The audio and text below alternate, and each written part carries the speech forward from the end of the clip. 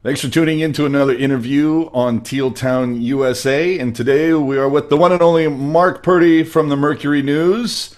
And let's just get right into it. You're hanging it up after 3 decades of covering Bay Area sports. And why, besides technology, why does it feel like the right time to hang them up now? Well, you guys shouldn't take it personally. Uh, I'm 65 years old. Been doing this for really got out of college in '74, so 43 years. And as I wrote, I've seen too many grumpy old guys in the press box, and I don't want to be one of those guys. And it's been a great way to make a living for the last, more than 4 decades. But after a while, those night games, particularly those hockey games that go into double overtime in the playoffs, Yeah. and they do wear you down. No whiners, because that's the job I signed up for, and it was terrific. But I could feel myself easing toward that demilitarized zone of grumpiness when you walk across the parking lot at 1 a.m. and you got to, if I'm at Oakland for a Warriors game, a long ride home to the family, or Giants game from San Francisco, a long ride home to the family, working weekends, and I just thought it'd be time to go to a little slower pace. I still want to write, but that daily deadline does get to you, and more so than ever now with the 24/7 stuff. And the younger people are really good at it. I can do it. I think I can do it. I know I can do it. The question is, do I want to do it? And it's it would be great if I could move at a little slower pace at this part and continue to do this job, but it's not possible in this day and age. If you're going to work for a daily content provider, they want daily content. I can't blame them, and so talked with my bosses, and we talked about some stuff that maybe I could do, but I just decided to pull the plug entirely because I thought that'd be the best for me, for my family, and candidly for the Mercury News. Excellent. I mean, because when I hear grumpy old man, I don't think about you. I think Ray Ratto. But Well, except he's fake grumpy. He's frumpy. I've known Ray since even before he came to work at the Mercury News in 1984. I knew Ray before then, and I don't want to say it's all an act, but he knows what he's doing, and he's actually a good guy. He's actually a very good guy. Well, now, were you a hockey fan prior to coming to the Bay Area? Or, I mean, what team did you follow? Or were you here and just the Sharks sucked you into this game like it sucked me in? Yeah.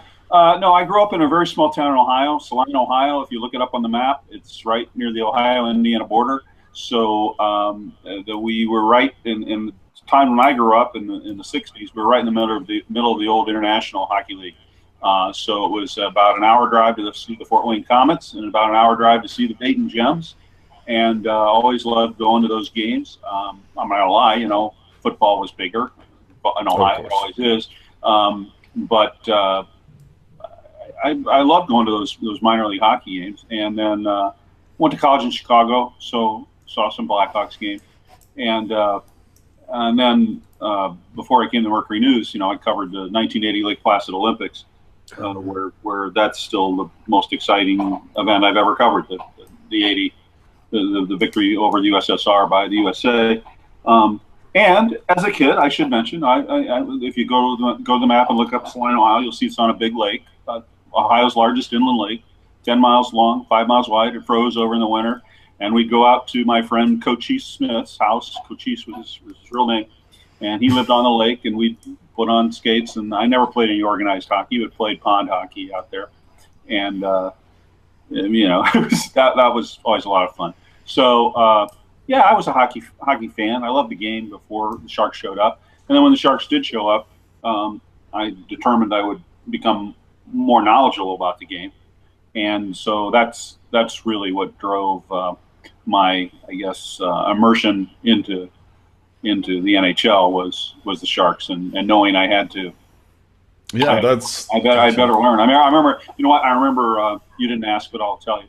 I joined I'm not a big fantasy sports guy, but when the Sharks came, I decided to join a fantasy hockey league, just so I get to know the players in the league. And then, big mistake, I won the first year, so that I had to enter it the second year. Nice. It was all luck because I had picked I mean, I knew what I was doing, but I picked Patrick Roy, and he had I think that first Sharks season, he had, one of his best year ever. Yeah. So that was fun too. But after the second season, when I didn't win it, I got out of it. It was just too much. Yeah, it's a full-time commitment, to say the least. Funny though that you do bring up the comments. I actually have a jersey hanging in my closet. I was born in Fort Wayne, so No kidding. yeah. You didn't grow up there? No, I've actually been in California since I was 3.5, so I have no memory of it. Have you been to a Fort Wayne's comic game? No. I like the few. Oh, nice. That's outstanding. It's the miniature Fort Wayne Comet Zamboni. Maybe I'll hold a lottery and give it away in my next mouth. Yeah, that's my dad's tried to get me to get to Fort Wayne at some point during the hockey season to go check it out. But that arena they're in, that predates me. I'm 65 years old. That arena was built in like the early 50s. And, wow. Yeah, it's very cool. It's a barn. Nice. So with that being said about how you came in with the Sharks and everything like that, the question that, of course, everybody is dying to know, and I don't know that you've ever really answered it, maybe in a better mail than jail segment, but where did the Los Tiburones thing come from? When did you start it? And did you really just get a charge out of continuing with it, despite so many fans voicing their displeasure about it? And if you're moving on, are you going to be bequeathing that tag to Pashelka or Gackle or us possibly? Well, that's a lot of questions to cover. Well, the story is. Predating that, I was very obnoxious in my support. You guys are so young. In 1988, there was an arena election in San Jose, and I campaigned very obnoxiously that the arena should be built. So at that time, there was no team coming here, and so that election passed, and the arena was going to be built, but then the NHL decided, we were interested in a Bay Area franchise. I don't want to go through all the machinations, but then it was determined San Jose would eventually get the expansion team. So we were all anticipating what was going to be the nickname, and so I remember this is like 1990. I think they issued the nickname, or they announced the nickname was going to be the Sharks, and so I was, okay, how do you write a column about a nickname, right? A nickname announcement. And I was actually in the office in those days. Now hardly anybody goes in the office because everybody's working remote, but was in the office that day, and a guy named Pedro Gomez was in the office. He was our baseball writer at that time, and he now works for ESPN. Maybe you've seen him. Yeah, right. Really good guy. And so and he was kind of a hockey fan too. So myself and Mike Weaver, who was our first beat guy, we were sitting around and saying, "Wow, Sharks, how's that?" But somebody said, "Well, they got to have a secondary nickname, right? Why do they have to have a secondary nickname?" And I think Pedro said, "Well, hockey teams have secondary nicknames, like Montreal's les Habitants, right? The Habs." Yeah. Mm-hmm. Right? I said, well, geez, what would that be? So we're having this conversation. I said, well, what would that be with the Sharks? But it couldn't be French because we're the name of our city. Yeah, is a Spanish name, right? So what would Sharks be in Spanish? And Pedro Gomez said, Los Tiburones. Los Tiburones. And I said, that's awesome. And so I started calling them Los Tiburones, and of course it's silly, and sports are supposed to be fun, right? It's silly, right, and kind of stupid, and I know annoying to some people, but I decided to stick with it just because it's goofy, it's fun, and there are a lot of Spanish-speaking San Jose people in San Jose that turns out, this wasn't my intention, appreciate it. And when I get the occasional email saying, "Don't you know we're speaking English?" and I always say, "Well, then I'll go back to just calling them the Sharks if you can get the city to change its name back to St. Joseph." There you go. There you go. Nice. So in my mind, Los Tiburones de San Jose is the proper, full function name of the team. And so over the years, I guess I don't do it every single column about the Sharks, but I always try to find a way to slip it in there just because I think it's kind of a fun thing. And yeah, imagine my surprise this year when the Sharks decided to do a promotion with us Tiburones. Yeah, I was just going to ask you that. What did you think of the Tiburones jersey? And did you get one at least? I did get one. Yeah, they were nice enough. They called me up last summer and said, "We're thinking to do this. What do you have any problem with it?" I said, "Well, I never copyrighted it. It's just the Spanish word for sharks." And so no, I said, "But yeah, if you do it, I'd like a jersey." So they gave me a jersey. But yeah, I don't know. I don't know if anybody else will ever use it. Here's the funny part. So I have a lot of friends in Canada, hockey writers. They actually have started using it. There's some friends of mine in Vancouver and Calgary. Every now and then we'll throw it in. Toronto, they'll throw it in. And but as far as I know, I may be the only Bay Area guy that uses it. Well, they're doing another one. Pick up the ball and take it where you want. You can shorten it to less Tibbs if you want. Ah, nice. There you go. Well, and I know they're doing another one this season, so hopefully they give you a second one. Yeah. Yeah. The design's already on their promotional page and everything. So, right, well, I mean, you've covered you should get one. You've covered the Sharks since their inception in '91, from the Guns to Plotner, from Kingston to DeBoer. I was thinking, actually, I covered them since before they were. Yeah. I was like, I don't usually do this kind of thing. But you know what this? I just looked over in the corner and saw this. You know what this is? This is the groundbreaking shovel from. Oh wow! Oh my Lord! The mayor's office was nice enough to give me the. I think there were like, I don't know, 6 or 7 of them. Like the politicians just. So that's somewhere that should have like Susan Hammer's fingerprints on it. Yeah, well, Tom McHenry's. Yeah. Probably Susan Hammer, but it was June 28th, 1990. Wow! Oh my Lord! Yeah. You gotta put that on Instagram. I have kids, and I'm sure they'll just toss this out in the trash. It's kind of neat to look at. Think about that's 27 years ago. Wow. And where is time gone? I know. I mean, from Grillo to Lombardi to Wilson. I mean, do you have a favorite story or moment from behind the scenes that you can share with us? And remember, you can't be fired. So that's true. No. I have a lot of stories. A Chuck Grillo story. Oh, sorry, my other phone just rang. Two quick Chuck Grillo stories. You guys are deep into Sharks lore, so you know the man that is Chuck Grillo, and he had a huge ego, that guy. And but he was fun because he was very quotable. I remember when they did the expansion draft, and I said, tell me a little bit about some of these guys. What about Link Gates? And Chuck, he's the meanest guy in hockey ever. Okay, fine. So Chuck Grillo is from Hibbing, Minnesota. Okay, that's where he grew up. So before a playoff game in Calgary, I'm having in the media room, dining room. Chuck's having dinner with us, and he starts talking about Hibbing, Minnesota. I'm growing up in Hibbing, Minnesota, and I'm a big music fan. You know who else is from Hibbing, Minnesota? Bob Dylan. All right. Oh. So I'm doing the math in my head. I think Grillo's like about the same age as Bob Dylan. I go, Chuck, did you go to school with Bob Dylan? And Chuck goes, oh, Bobby Zimmerman, you mean? Young Bobby Zimmerman. Yeah, Bob Zimmerman. Did you go to? Yeah. He was skinny little guy, played his music. He was very brave. Get up on stage. I know he's done really well. I said, yeah, he's done okay. A little bit. And Chuck says, and this is the quintessential Grillo statement. Yeah, I'd love to see him again and tell him how proud I am of him. Like Bob Dylan would really care. Yeah, proud of him, right?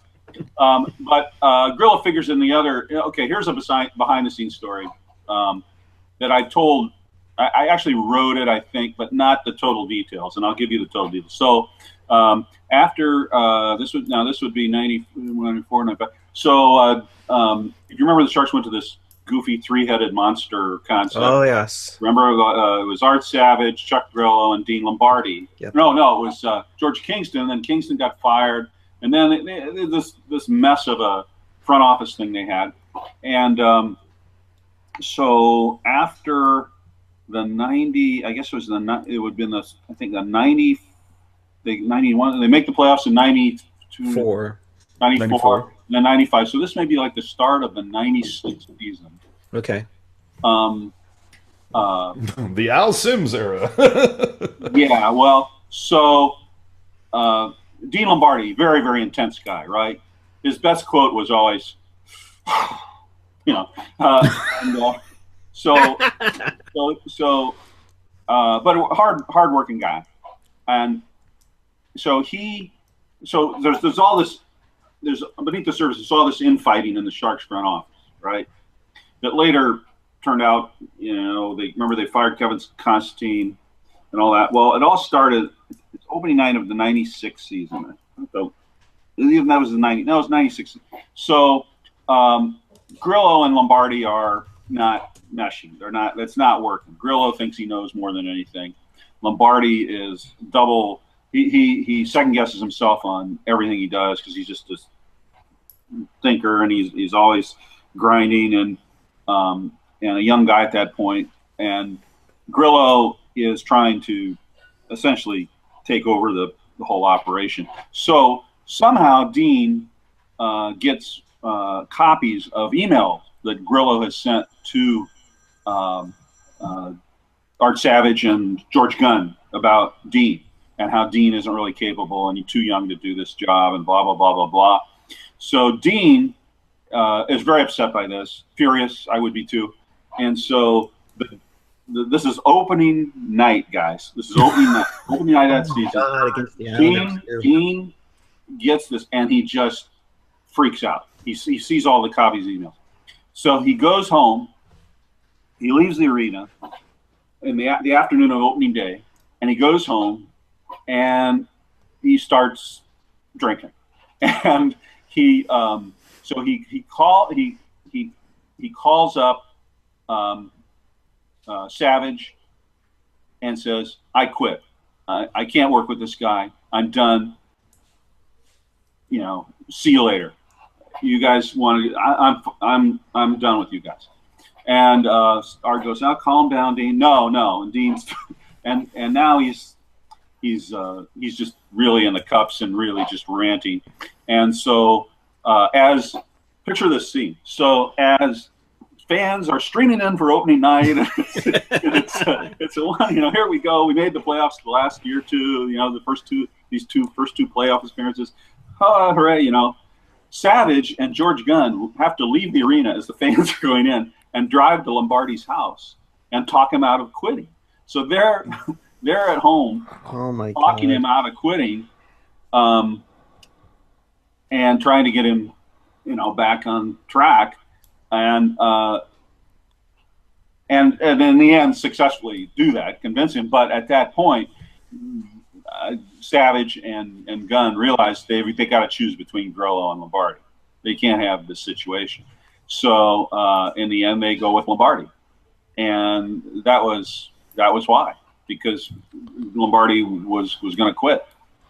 Oh my God! Wow! Talk about that's an on the ice story. Absolutely, sure. I mean, what a peek behind the curtain here. It's, this is about our friend Patrick Marleau, who just left. You know, Patrick's been a frustrating guy to cover because he almost never opens up. A few times I've gotten him open up, but he's just kind of, I've always described him as climate control. You know, he just never gets up and everything. Well, Ron, every coach, I think this is true. Every coach has had to find a way to motivate Patrick, to get him, you know, he's a great player, but there are times you wonder how that's his thing, right? I mean, he's this climate control. And so, and there are shifts he'd go out there and, you know, what's he doing? And so Ron Wilson and he really were not on the same page a lot. And really? And but Patrick, I always thought he was above kind of, you know, I'm just going to show up and play, right? But this is a true story. Ron, if you remember Ron, you know, I have many stories about Ron too, including our last words in San Jose were "F you, no F you." What a shocker! But now we're okay, right? We're okay. Okay. But so Ron, he was like one of the first guys in the NHL to do the work on computers and laptops and get the info on the metrics and all this stuff. And someone had done a story about that, not in our paper, maybe it was USA Today or something. Anyway, so so there's a game going on, and Patrick is not having a great game, and comes to the bench, and Wilson goes over and says, "Patty, what the hell are you doing out there? What's going on?" And Marleau, and maybe the least Patrick Marleau thing he's may have ever said that I know of, turns around and goes like, "Well, maybe your damn computer can tell you what's going on." I don't think he said damn. So Wilson like goes, "Whoa, what was that?" Right? So period ends. They go. This is like the second period. They go in for the intermission, and they come back out onto the bench for the start of the next period. And Ron goes up to Marleau and says, "Hey, Patty, you know what? I did check the computer, and you know what it said? Marleau's not playing this period." Whoa! And he didn't.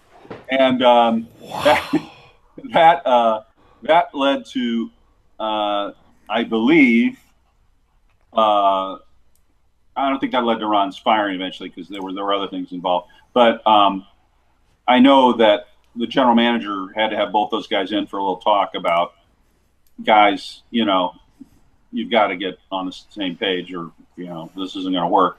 And to their credit, both guys did. And I don't know how they get along today. But, jeez. Wow. Maybe they needed to take another curling trip again. I know I've written that story. I think I wrote that, but I might not have mentioned the player because when Ron left, I think I wrote that about that anecdote, but I don't think I mentioned the player. But it was, so you guys have an exclusive. It was Marleau. Nice. Oh man, wow. Yeah. Jeez, I just I guess needed to do another one of those team building curling trips. Yeah, for sure. Speaking of players, which players were easiest to interact with, and which players were the most difficult to get anything out of? Well, it sounds like Marleau. Well, no, most of the guys are good guys. I mean, I remember last year they had that 25th anniversary thing, and they asked me to go get up and talk about players over the years, and that was interesting because I looked down at my feet, and there's Hasso Plattner and Gary Bettman, right? And so I'm talking about Ally Afraidy smoking cigarettes in the locker room, right? Not probably what Gary Bettman wants me to talk about, but. Well, you could probably smoke in the Cow Palace back then. Well, there was one. Well, no, though this was the SAP, and because I remember, oh yeah, that's the story right. was that so he was missing. He had knee problems all the time, and he was a real character. And so I went over there. The team was out of town. He was rehabbing, and I went over and said, and so he goes, "Come on out here," and he lights up a cigarette, and we're in the hall. And I said, a lot of people don't think the team can make the playoffs unless you come back. And he looks at me and he goes, "Is there some question about that?" Oh my God. Yeah, you live for quotes like that, right?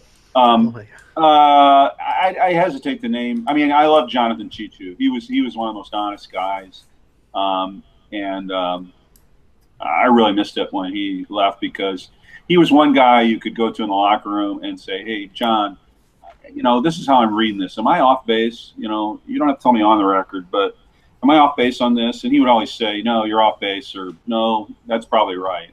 But even the guys who would, Owen Nolan and I had an interesting relationship in that he could be tough. But if you were persistent, and I followed him out to the parking lot several times, I don't want to talk about that. I don't want to talk about that. I don't want to talk about that. I said, okay. And I just walked with him out the parking lot. I said, okay, but here's what I'm going to write, and here's why I'm going to write it. And I just, if I'm wrong about this, you need to tell me right now. And I'm giving you a chance here, And he got that. He got that. And we get to the car, and he turned and go like, okay, yeah, you're right, but don't, I'm not going to be quoted, right? So, and I think hockey players are stand-up guys that way. Sometimes I think that's what readers maybe don't understand sometimes, that just because the guys aren't quoted doesn't mean you don't have knowledge about stuff, right? And if you're a journalist that's trying to do what I think is a responsible job, if I was going to write something nasty about guys, and I never question guys' toughness. It's such a tough game. But if I'm going to write something that might be perceived as negative about something or a guy, I'll go up and say, look, this is what I'm going to write. I'm looking you in the eye. If I'm wrong about this, tell me now, but I don't want you to be surprised when you read this tomorrow. I just think that's fair. Yeah, and, absolutely. I remember in the playoffs once, Jeff Friesen was having a crappy playoffs, and I suspected he was hurt, but I didn't know. And I went up and I said, look, you don't have to tell me on the record if you're hurt, but here's what I'm going to write. You're not scoring. The team needs you to score more, and you're not scoring in the playoffs. And it looks to me like, you're having some issues. No, I'm fine. If criticism is to be expected if I'm not producing. No. Okay, fine. And so I did. I jabbed him pretty good. So they lose the series, and this may it's happened a few times, I guess, including the time Mike Ratto. I think we were in Japan, and that's a long story. But so I'm at Henry's. I'm at Henry's High Life after the series is over. And I walk in there, and unbeknownst to me, some of the players. And remember Sean Bird? Remember that guy? Oh yeah. Okay, so he comes up to me in Henry's and says, "What are you writing that crap about Friesen for? Don't you know how hurt he is? Don't you know how banged up he is?" And I said, "Sean, I asked him man to man whether he's hurt. He said he wasn't. All I can do is go by what the guys say." He goes, "Well, we're going to lie to you." Oh, that's great. When you say are there favorites or they're not favorites, I mean, there's really only a couple guys that I really thought were just sourpuss guys who didn't, I didn't have much use for. I don't want to mention their names: Craig Janney and Ed Belfour. Well, that's a shocker. But there were other guys that you could tell which guys were more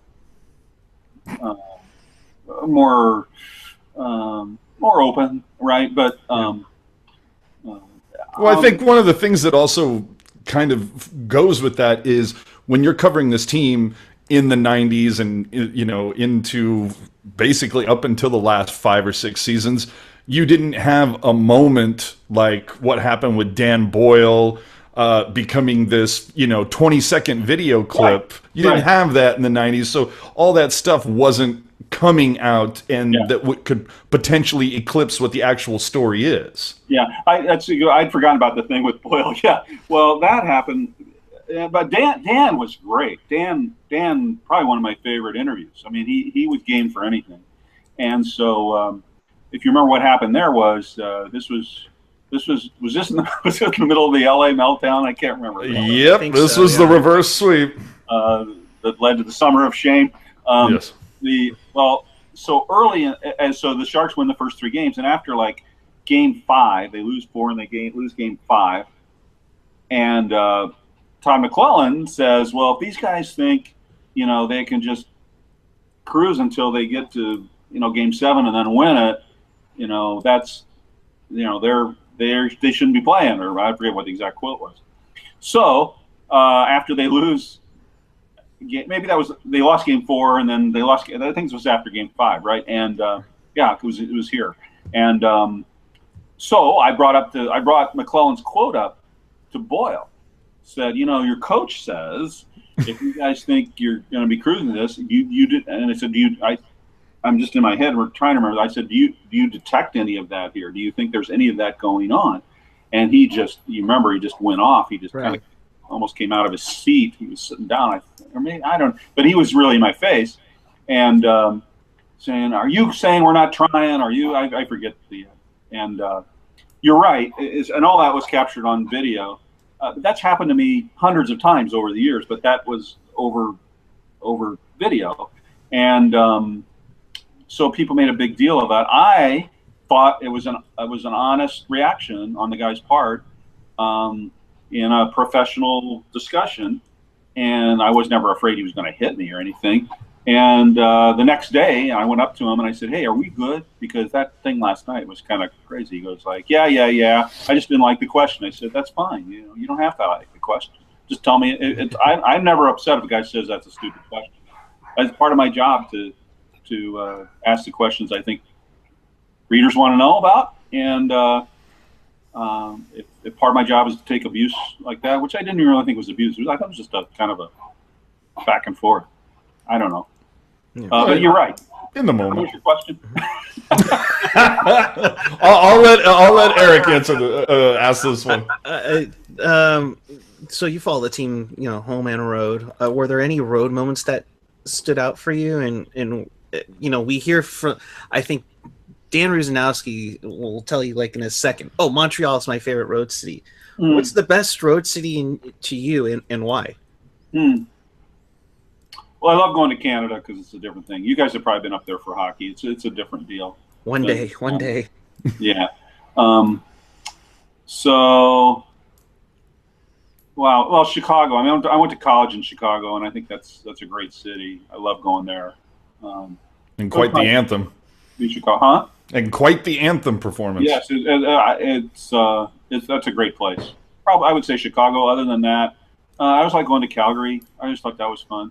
As far as the first season of the Sharks' existence, the paper sent me on one of their road trips as a columnist to kind of write about what it was like traveling with the hockey team and all that. And that was pretty interesting. Jeff Hackett was one of the goalies, you remember? And he was a A1 character.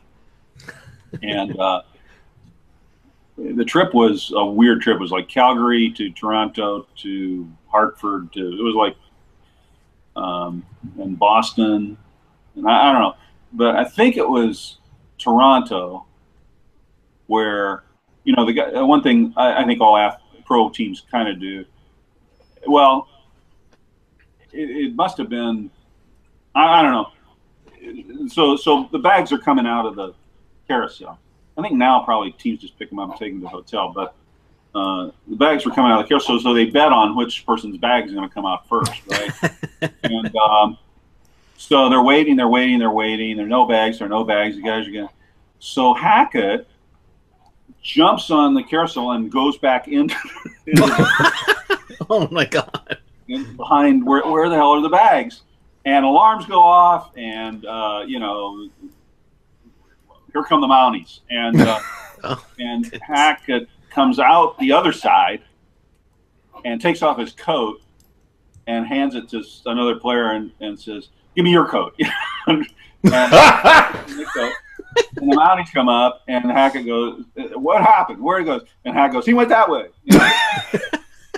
And so there were no repercussions. And then the bags came out and all was well. But it was kind of my introduction to some of the goofy stuff. Those early teams were a lot of fun. I want to write some. I want to take a little slower pace and write some stuff. I don't know if the Sharks ever win the Stanley Cup. I think it'd be time for me to do a book because there's so many good stories in those early years. I mean, just going back, I've been writing these columns, these retrospective columns about different moments, and it only just came to realize that I covered that 80 gold medal hockey, or excuse me, the 80 USA USSR hockey game in Lake Placid. And I'm just looking at it, I said, holy cow, two of the guys in that game were Sharks. Yeah. Two of the guys in the gold medal game were Sharks. Mark Pavlich, who was here for about 10 minutes, he smoked these little cigars, I remember. They had to go. Chuck Grillo, there's another Chuck Grillo story. Pavlich didn't have a phone, and Grillo went up in the Minnesota Northwoods and knocked on his door to convince him to come and play for the Sharks. And then Sergei Makarov, of course. Yeah, and then isn't there also a little tie? Didn't one of the Suitors play for them? And then, of course, the Sharks end up with Gary Suiter? Yeah, Gary Suiter's brother. Yeah, Bob Suiter? Yeah, and then, Tikhonov's son was a Sharks assistant. Right. I don't know. Silly. Yeah, he was in Lake Placid, but he wasn't a coach. His dad was the coach. Anyway, the Chicago would be my favorite hockey road city. Yeah, but those Canadian cities are great. Yeah, that seems to be the overarching the everybody's belief is that it's going to be a Canada city, even if it's Winnipeg, it's going to be a Canada city. Yeah. I mean, over the course of the Sharks' time in the Bay Area, and as Mark, for everyone listening, as Mark did mention, he is doing some columns on Sunday, kind of, best moments and favorite athletes. And one of the things that I saw in there was your discussion about former Sharks coach Al Sims. Yes. And but one of the things that I really took from that, because I have the memories like they were yesterday, is that over the course of the time that the Sharks have been in the Bay Area, I remember going to games in 94 and 95, and it seemed like every time the Sharks had the puck in the offensive zone on the power play, everybody in 209, 210, 211 are all shoot!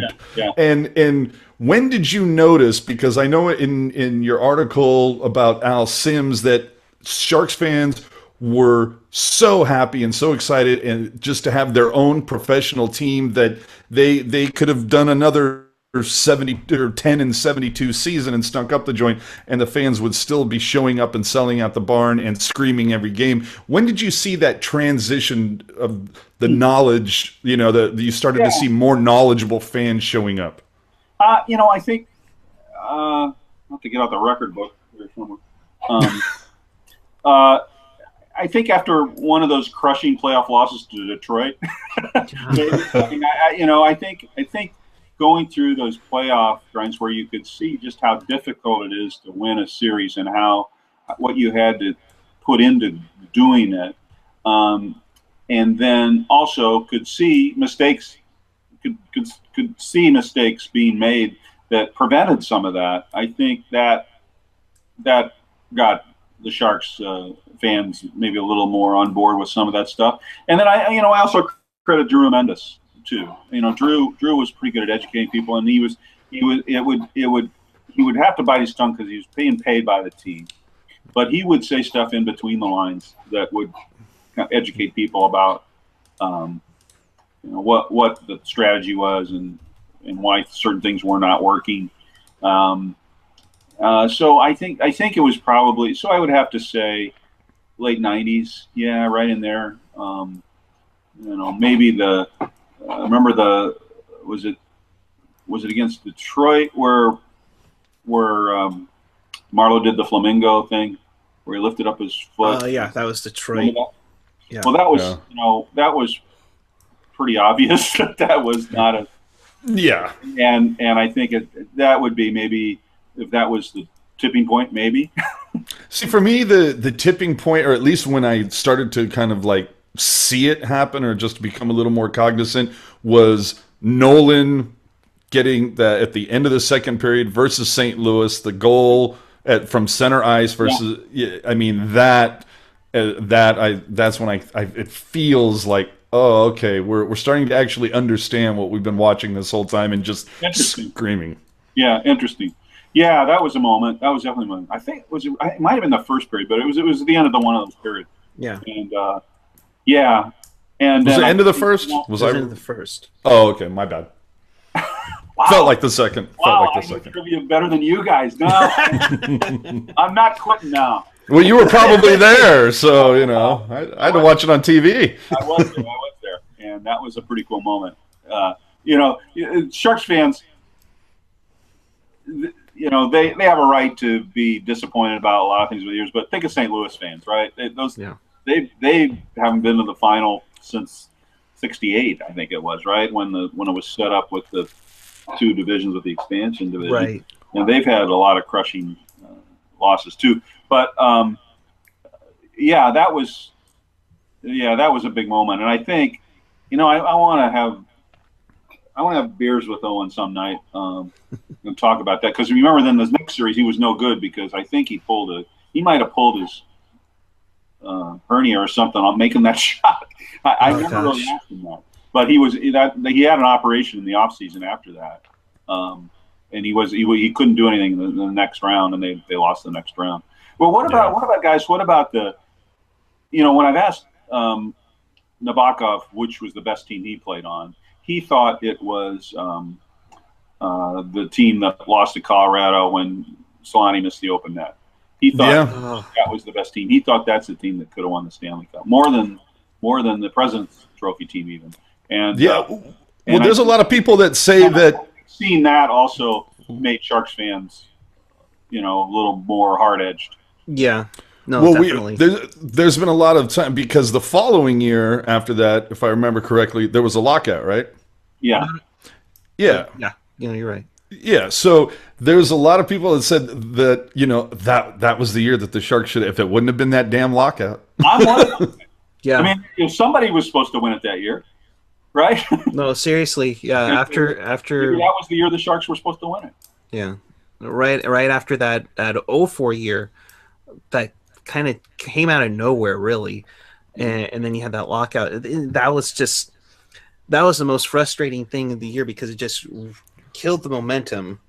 And even back in 94, in my opinion, they kind of had that momentum going, and you were, as much as it cringes me to say this, the crossbar away from going to round 3 against Vancouver, where they had a shot against Vancouver in the conference final if they were made that far. But it seems like they get so close, and then you have the letdowns, and then that's when it seemed like they were getting a little more hard-nosed. Yeah. Hold on. Eric's about to pontificate about the stanchion. Oh, God, no, don't. Get over it. Get over it. That yeah. I mean, yeah. But Timu's, there's no excuse. There's no way he should have missed that. Oh my gosh. It's so much time. And I remember I felt bad because Timu was one of the greatest guys in the world. And I know after that, for a while, I called him T-Miss because of missing it. And I think he took it as like I was calling him like a girl or something, which wasn't. It was a pathetic attempt at humor on my part. He didn't make it. He missed it. So it was T-Miss. And so I stopped doing that after a while because he is a really good guy, but I still don't see how he missed that. You are one of we'll never know. We'll never know, but I think Navy's probably right. I think that team could have won the cup.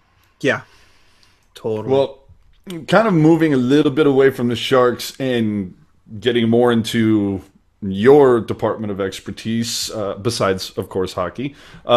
What do you think about sports coverage in the Bay Area and how it's evolved over the time that the Sharks have been here? Because I asked that because, the Mercury kind of was and is the only media outlet that features the Sharks with any regularity, while occasionally you get an article from the Chronicle. On TV, you've seen them, from having home games on KICU and the road games on Sports Channel and Fox Sports, Comcast, NBC Sportsnet, KNBR, 95.7. You've seen that evolution of media.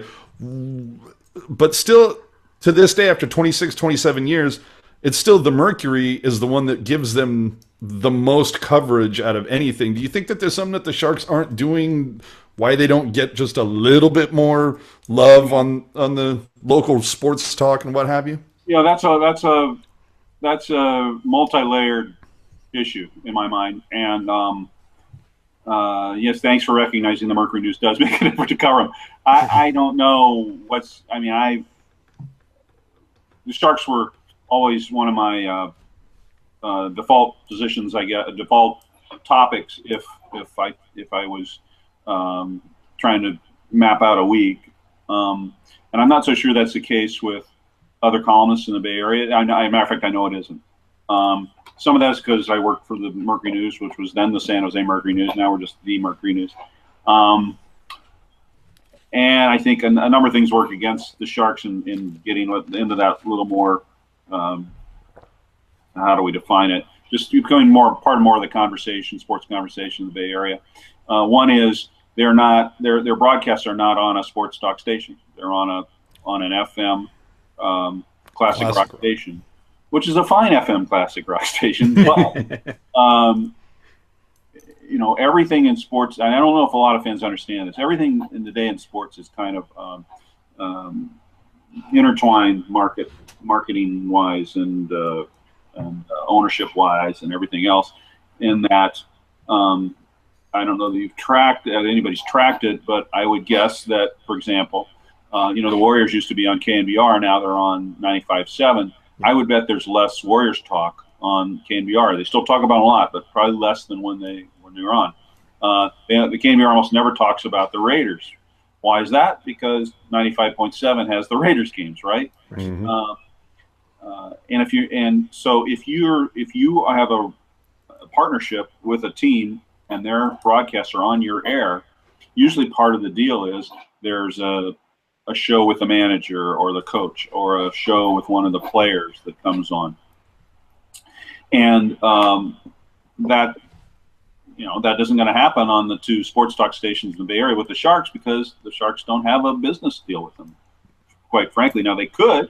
What it would take is probably getting some sponsor to ante up and pay for airtime or a spot on one of those stations, and pay the player maybe to do the show. But if you're a sponsor, and if you're the Sharks, do you want that money going to KNBR, or do you want money to come right into your cash register directly? So that's another part of it too. And the fact that hockey is hockey, and the Sharks have not won a Stanley Cup. People who work for the Sharks said to me, "Geez, what do we have to do to get?" And I said, "Well, look, if you remember 7 or 8 years ago, the Warriors weren't exactly on the exactly the top map either. Look what they had to do to get where they are. I mean, they had to make 3 NBA finals in a row and win 2 of them. Now, if the Sharks made 3 Stanley Cup finals in a row and won 2 of them, I think it would be a different situation here. I really do. I don't know that they would be as big as the Warriors are right now, but they would be a lot bigger in terms of just the day-to-day conversation. The other part is hockey has this culture and tradition where the player, it's not cool to be a player that promotes himself, right? If there was a player in the Sharks locker room who kind of showed that, I'm thinking of guys like Devin Setaguchi was always he was kind of cocky, and he was, and the other players said, hey kid, stifle it. And he learned to dial it back. So the culture of hockey kind of works against it. You're not going to see somebody that goes out and does something flamboyant or colorful that might get you on the radar. I guess Brent Burns is the best example in that. So he has this, to me, he's one of the most interesting athletes I've covered and in any sport. And he's obviously got an image and so forth and so on, but you don't see, have you seen like the commercials he did in Canada for, who was it? They were hilarious. Pepsi, was it? Well, yeah, where he's in the machine and yeah. All right, well, why aren't there commercials like that here? What's exactly. the deal with that?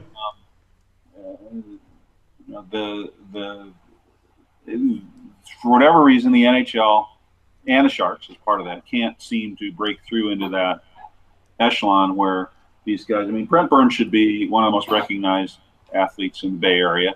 Absolutely, and he's sort of recognized, but if he'd be a guy. Yeah, if I'm running things for them and I'm not, I would try to go out and find some way to get that guy on somebody's radio show on one of those stations, or have I don't know, just try to get him into the more promotion and whatever, just so that his face is somebody that in the Bay Area people will go like, oh, I know that's Brent Burns. Or if you're in Disneyland, you think he's a pirate. or he's a pirate. Yeah, it's just so obvious to me. But Brent, but there's that hockey culture part of him too. Because when I've tried to get him going about certain things, he goes like, hey, why do you want to go there? Why do you want to? I said, well, it'd be fun, Brent. It'd be fun if we talked about this. And he doesn't. Again, it's that hockey thing. He doesn't want to go over the line and have his teammates or people around hockey think he's trying to, become somebody like Dennis Rodman or who help me out, guys? Somebody in other sports. Barry Bonds. Well, that's a difference. But like baseball's having this. Peter. Baseball's having Bryce Harper and Mike Trout in baseball. They want to kind of go out and be flamboyant, and the culture of baseball is kind of clamping down on them from within their own clubhouses and so forth. And baseball, I remember when I was a kid, baseball players were a lot more visible in commercials and on TV outside of their games than they are today. So it's a multi-layered thing. I think it would help with the Sharks if they were on one of the sports talk stations, if their broadcasts were on one of the sports talk stations. Just move Rusanowski and all those guys onto one of those, and because it does happen. I mean, just look at ESPN, right? When ESPN had hockey, you saw a lot more hockey highlights. And NHL tonight, also, yeah. This is another good example. Now they don't have hockey, and it's almost invisible. And they laid off Pierre LeBrun, a friend of mine, who was their online hockey guy, because that's, I guess, the easiest thing to do is, okay, well, and I don't know, that is definitely not going to help the NHL in this upcoming season. So, like I said, it's a multi-layered thing, and I think they could, I think there are ways they could fight that, but I'm just going to go to the games and enjoy them this winter. There you go. and if they want to hire me as a consultant, okay. There you go. And paging John Turturro. I should full disclosure that that the Sharks broadcast home 98.5 K-Fox, owned by Intercom, which does own 95.7 The Game. Yeah. So why do you guys think? Well, if the Warriors are on 95.7, that kind of eats up that time. Right. And the A's. So right. And the Raiders. So you'd have that. You'd have that. I don't think you'd run into much conflict on Sundays, seeing that the Sharks play like one Sunday a year, but no way conflict with the Raiders, but definitely with the Warriors, and obviously April. I don't think we ever have to worry about conflict between the NHL and the Athletics in October. Oh, sorry. Wow. My bad. So, Mark, are there any stories you could share about your peers at the Merc? And we can go all the way back to, heck, you can go Pollock, Kawakami. Yeah, what do you know? Even Skip Bayless, for that matter. Yeah, I was going to say, was Skip Bayless really that big of a jerk? Skip knows exactly what he's doing. I worked at Skip at 2 different places. I worked with him in the Los Angeles Times for a year or so in the 70s. And then, of course, he came up here. And Skip, he and I always got along. He knows exactly what he's doing. He knows. We did. When Skip joined the Merc in 2001, they wanted us. They had us do a radio commercial, and this is an insight into Skip. Okay, so we were up in San Francisco at this studio, and the commercial is. 2 different sports voices in the Mercury News. Skip Bayless and Mark Purdy, 2 different sports voices in Mercury. And so then he's going to say, actually this was one of the lines. One of them was, Steve Mariucci's a horrible coach, and I'm going to say, hey, I don't think he's that bad. And then one is like, and he's going to say, hockey's a stupid sport or whatever. And I'm saying, well, come on, fast decisions, hard collisions. How can you not? So we have this kind of scripted out, but we haven't done it. And I said, "Do you want to rehearse this?" He goes, "No, let's just go on and do it." I said, "Okay, fine. So how are you going to play this? Are we going to have fun with this, or how are we going to do this?" He goes, "Let's just go on and do it." So we were standing out on the sidewalk outside the studio while they're getting the stuff ready. Okay, fine. So we go inside, and the setup is that we got headphones. Each got headphones on, where they've already pre-recorded the voiceover guy going, 2 different voices, blah blah blah. Skip Bayless and Mark Purdy, and then the director's going to point at Skip, and he's going to say his line, and I'm going to say my line. So we got headphones on so we can listen to the pre-recorded narrative, and the microphone's like right between us, so we're like facing each other. Oh, jeez. So it comes on, we're listening to this, Skip Bayless and Mark Purdy, 2 different Bay Area sports voices, and points at Skip, and Skip is like, looks at me and goes like, hockey's the most stupid sport in the world, and I don't understand why anybody, you know. And I like take a step back. I go like, yeah, sure. Yeah, what's the deal? And I look at Skip like, I don't mind you doing that, but why don't you tell me you're going to do that, right? He goes like, well, you know, my mom was in theater, and she always told me you had to do this and this and this, and you know, I think it's better spontaneously we do this, and I just want to make sure that, you know, we got to raise our level and do this. So in other words, it's all calculated. Everything he does is calculated, and I'm not going to knock him for it. He's always wanted to do exactly what he's doing right now, and he must do a pretty good job of it. I think he's making a lot of money, and I'm happy for him. But he's, you know, he know. Let me just say, he knows exactly. My friend Ray Ratto has a good line about Skip, that you can see the gears at work in Skip's brain, right? You can see what he's trying to do, and does it bother me that I don't blame him, you know, but I blame the directors and the people who seem to think that's what American sports fans want, is many hours a day of people screaming at each other and arguing with each other, when I think they're looking for kind of like what you guys are asking about tonight, stories about how things work, why things happen. I don't watch those shows because, I mean, I know Skip and I know what his deal is, and I don't need to watch people yelling at each other. You know, who cares what Stephen A. Smith thinks about Carmelo Anthony? Not me. But thank you. Yes. You know, but more power to them if that's the way they got to make a living. I'm fortunate. I feel good that I feel lucky that I kind of lived in an era where I could catch this wave where something else was more popular than that. And so that's one of my Skip stories. I have others. The other guys, I mean, the guys who covered hockey for us, I think, have all been really good people in terms of taking it seriously and really trying to help the readers understand what's going on. You know, of all of them, I probably enjoyed traveling the most with Pollock because he's more my age, and we had a lot of good times on the road together. And then Vic Chi, remember Vic Chi? You know, that trip in Japan where Rafchi, we were in an Irish bar in Tokyo, and it sounds like a joke, but it's not. We were Irish bar in Tokyo, and Rafchi had been holding out, and so he didn't fly over with the team on the charter to Tokyo. And then, like, the next day after they left, or the day after, I don't know, he finally signed, so he flies in on his own. And Joe Murphy found the Irish bar in Tokyo that we found. Nice. And Ratty comes in, and I had written something saying, like, Ratty's getting bad advice about this holdout. You know, this is really not smart on his part, and you know, he's not going to help himself by doing this. It's bad. So then he signs, and so now he comes in the bar, and we're in a booth, and Rat just sits down next to me and like kind of goes up against me like this, you know. Purdy, you got to stop writing that shit about me, you know. And I'm going, hey, Rat, you know, want a beer?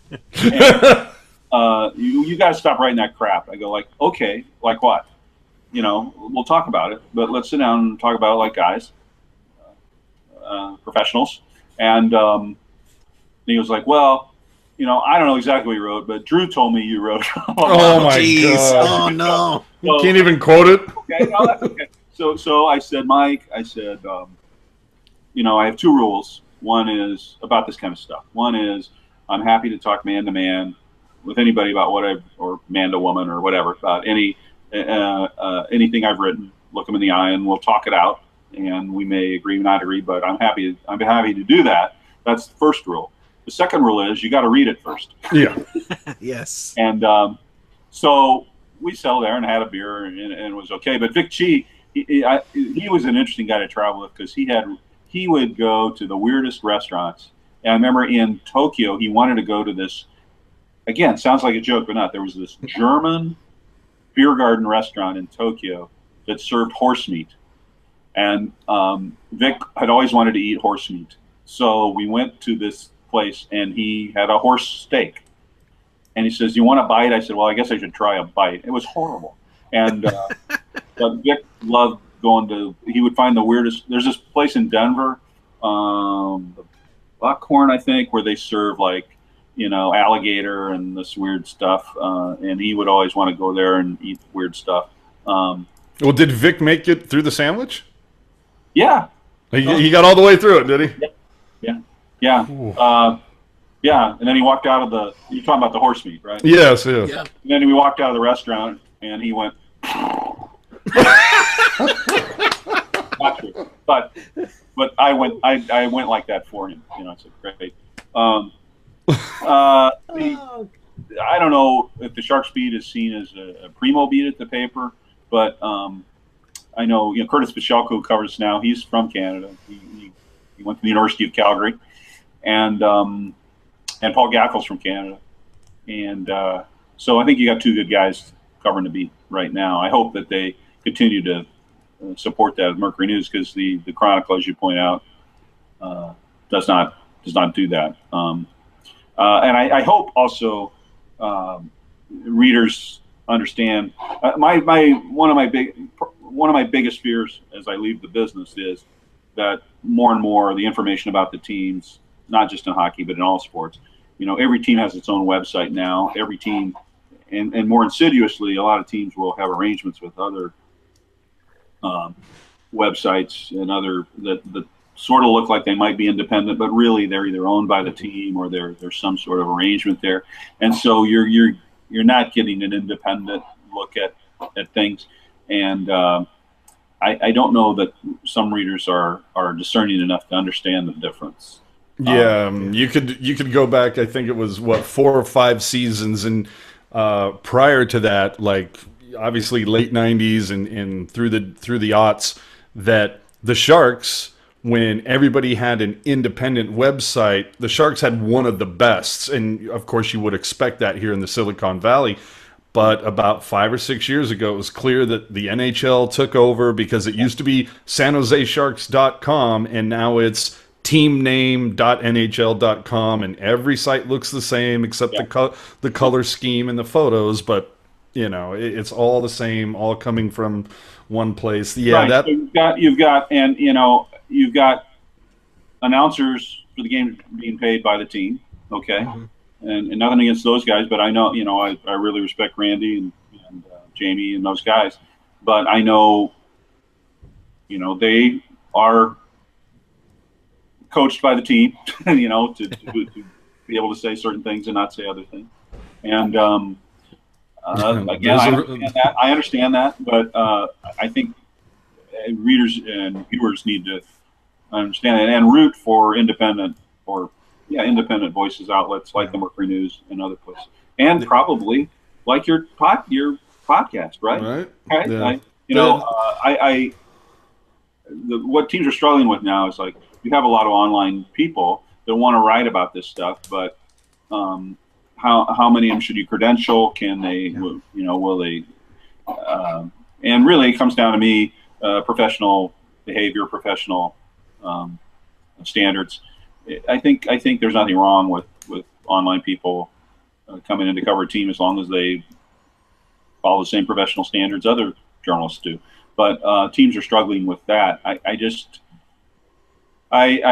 worry that very, very soon, like 95% of the content you see online about any pro team will be some fashion controlled by the team itself. Right. The NFL would certainly love that. I know that. Yeah. And they're maybe the best example in that.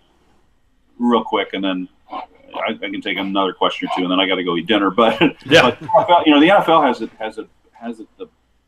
They're just geniuses. They have arrangements with all 4 major broadcast networks, right? NBC, CBS, ESPN, ABC, and Fox. So they all show NFL games, and then they all promote NFL games coming up, right, in the course of their other programming. And then they have like talk shows and analysis shows around that. And in all those talk and analysis shows, people say a lot of stuff. A lot of words are said, but the words never said are, this Jaguars Titans game coming up this week is really a crappy game. I don't know why anybody would watch it.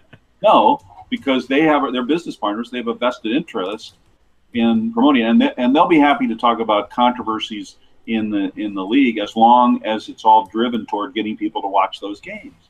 And you know, the NFL, they're a monster, man. And they somebody told me they like 65% of the marketing dollars in the USA are spent on the NFL and sports. And that's another battle hockey has to face. Everybody's cutting up the rest of it. So I hope there's some way that more independent sites can cover hockey for sure. Absolutely. I mean, there is a reason why Raminda isn't here any longer. Yeah, well, that was kind of a multi-layered thing too. Yeah, well, we'll save that for another show. Get Drew on your broadcast. He'd be happy to talk about it. Oh, if I could get a hold of him. So I just want to finish it off here with just as you were talking about the independent voices, just what are your thoughts on the current state of sports journalism, and you see several sports outlets moving to this all video format, whether millennials can't read or something, or short attention span theater. But we've also seen that a peer of yours, Tim Kawakami, and several other writers have announced they're moving to a new service, The Athletic, which subscription service behind a paywall, and it's already tough to get people to pay for the local newspaper. And do you think that sports fans, that they can have enough of obviously you're going to have those name guys there at The Athletic to try to get content that so far for most people are used to just going online, typing in their favorite local newspaper, and now to have to pay for it. Is that going to be like the only way we can see independent voices moving forward? It might be. I mean, I wish Tim and those guys the best of luck. You know, because someone will fill their jobs at the Mercury News. So in a sense, you're creating more voices, and that's good, more independent voices. I don't know where the future's going that way. You know, young people will call me up and say, I want to be a sports writer. How do I do? And I go like, I have no idea what to tell you guys because I don't know where it's going. I think there are possibilities. I mean, if people will pay for satellite radio or Spotify or whatever, I think, you know, and the good thing about what TK and the people at The Athletic are doing, it is going to be written content. It's not going to be video. It's going to be written content. It'll be well written, and it'll be I'm sure interesting. And I don't, although I think video has a great future in sports journalism if it's used properly. In other words, as an extension of the storytelling medium or analysis, rather than just. And I mentioned this in my column that kind of explained why I was hitting the exit ramp. You know, weird thing happened to me at the Warriors playoffs this year, where I was trying to put together some, you know, a column about Draymond Green, the Warriors player who got suspended last year during the playoffs because he was a bad guy. And so I asked him after one of the Warriors finals games, like, how have you managed to keep your temper under control this time? And he just kind of went off and said, how ironic. Maybe you'd ask that question. And then Kevin Durant's sitting there, and he jumped in and says, you want him to go over the line. And I'm going like, no, I just want to know how he's doing it. So that got on TV. Yeah. And it was like Draymond Green goes off at a writer, you know. At least they could have mentioned my name. But it was an honest answer. Again, it was like the Boyle thing. It was an honest answer. And I used it. It informed me for the column I ended up writing.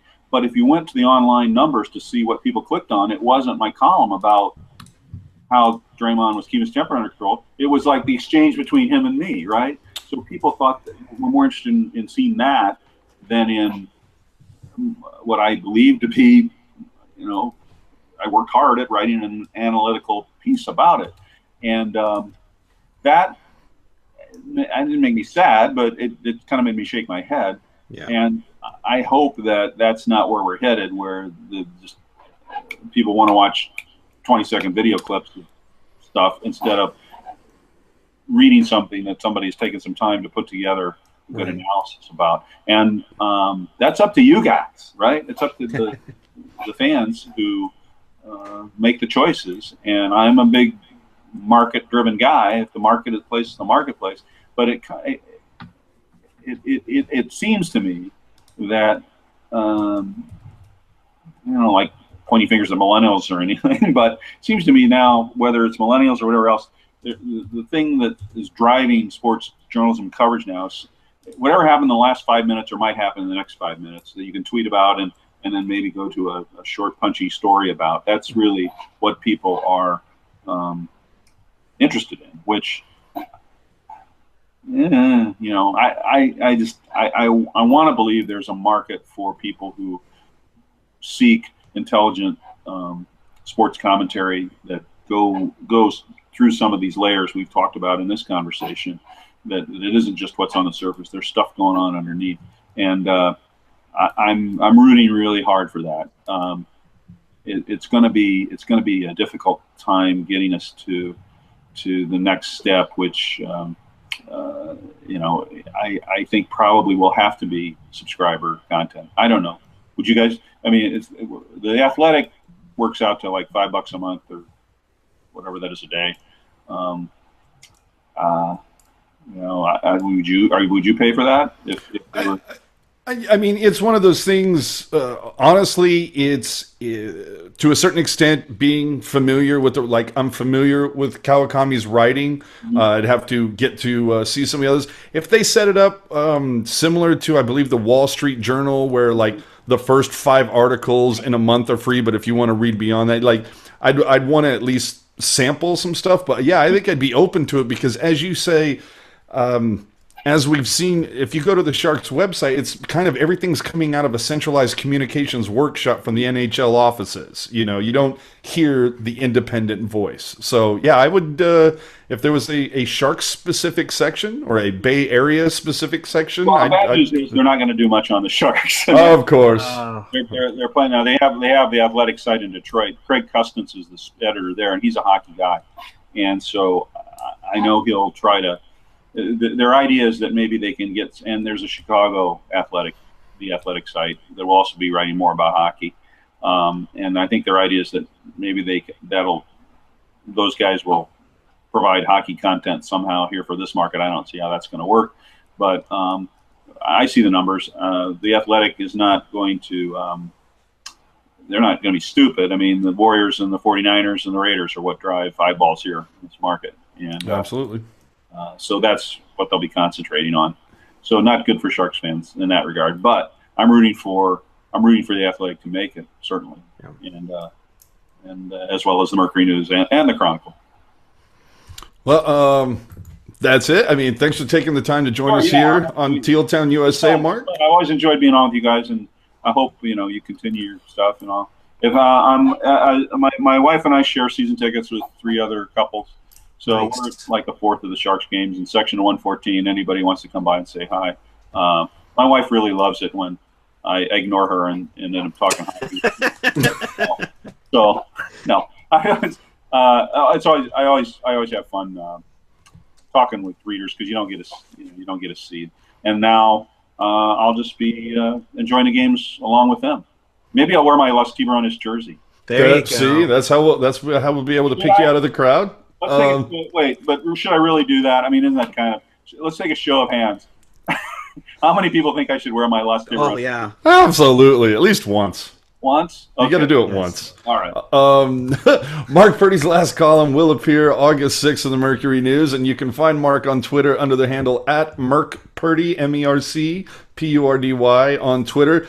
Although Mark did mention he'll be changing his handle shortly after that final article. Well, maybe not. I don't know. I'm on the fence about that too. I've suggested I feel Purdy, oh so Purdy. I've suggested Purdy fly for a white guy or better male than jail. But we'll see which one if you stick with it or not. Okay. All right. Thanks for taking the time, Mark. I'm glad we got to talk. Be good. Take it easy. Thanks.